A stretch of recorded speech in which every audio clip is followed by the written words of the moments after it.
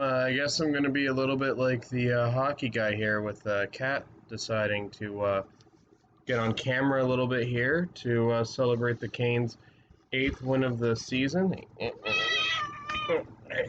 And um, yeah, sorry about that. So Carolina becomes the eighth team to go 8-0-0, which is a very satisfying statistic, to be honest with you.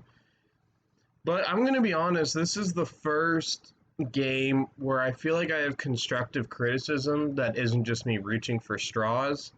And that constructive criticism really is that Carolina, I felt, had a really bad first period, especially by their standards. And I know they were only down 1-0 or anything, but Arizona this year, by design, is the worst team in the league.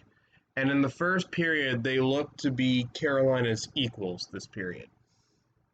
In that first period, it was, which I think when you're a team that's been as good and as dominant as the Hurricanes thus far, whether you're playing Boston or the Islanders, and they've admittedly played some weaker teams in the league to get 8-0-0. But when you're as have been as good as them, going into Arizona and playing like they did in the first period, I felt was a step down from the way they'd been playing. So I'm going to criticize them for that.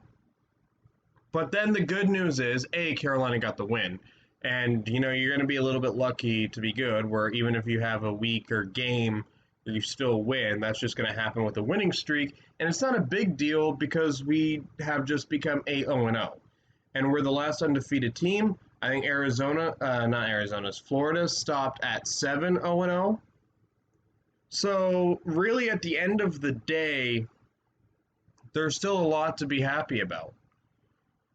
So, whether you're Carolina or not, it's unfortunate that the first period was bad, but it's really not a big deal. I mean, there are worse situations to be in than the Carolina Hurricanes are in. It's just in general, as a fan of the Hurricanes, as I was watching the game, the first period felt weaker. I mean, I thought the power play was weaker. I mean, granted, Arizona's goalie did play well, but random goalies play well against the Hurricanes. It's just something Carolina does. They make random goalies look really good. And tonight they did the same thing. And whether or not it was just those goalies tend to come out and try really hard when playing against Carolina or not, I don't know. But Carolina does seem to be the common denominator. So Carolina, maybe they need to know, like, maybe when they play goalies, they need to be able to just go in advance, know what the advantage is. However, as the game went on, Carolina did later get the game winner off a power play goal. Seth Jarvis getting his first point in his first game as a Carolina Hurricane with Niederreiter's injury. Obviously, you want Niederreiter to come back. However, it is nice to see Seth Jarvis taking advantage of his shot one game in. And I felt the penalty kill was really good. However, it wasn't a huge test because Arizona is the second worst power play in the league, and that's because Vegas has yet to score on the power play. So, they managed to kill off all those penalties. However, again, a lot of what this game is, yeah, Carolina played well. Yeah, they were the better of the team, but they really should be. So, for me, this is, in my opinion, been Carolina's weakest game of the season. But at the end of the day, even though it was the weakest game of the season, they still get the win. They still go 8-0-0. They're undefeated. It's not enough to be complaining about. It's just, all my videos have been positive. So if I want to compliment, if you want to see me compliment the Hurricanes, go watch the 7 other games they've played this season.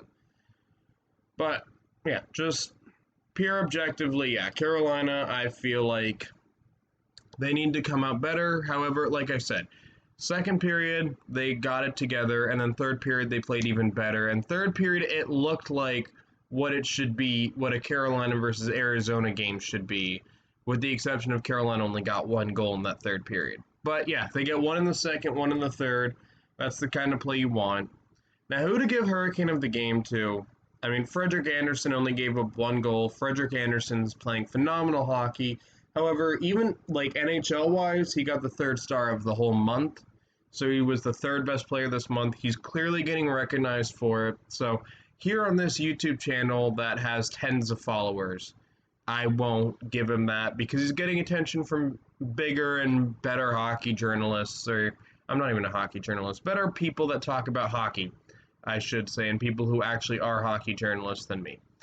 Seth Jarvis, I mean, he honestly, he kind of deserves it, but the other person is, and I'll get into it, the person I'm going to give it to is Steven Lorentz.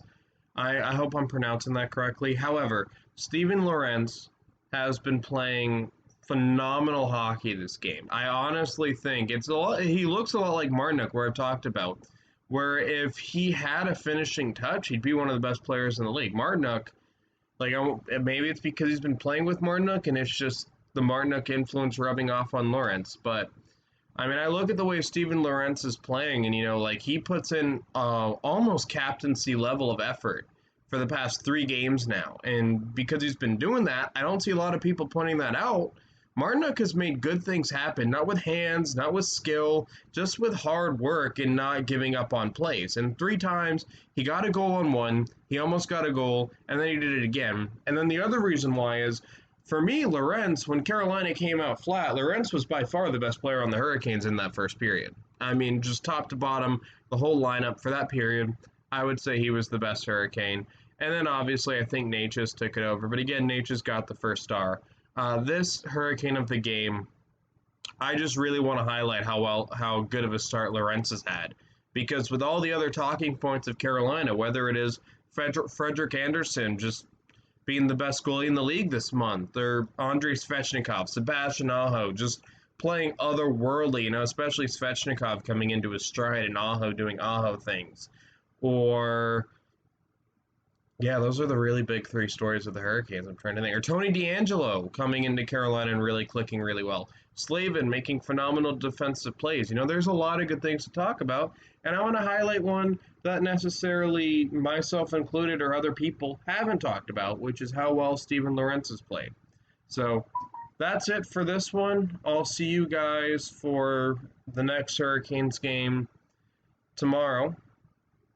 Or tonight, actually, yeah. It starts in about an hour. This one was a little late. I mean, I wasn't hustling to watch Carolina versus Arizona, but I still decided to watch it tonight.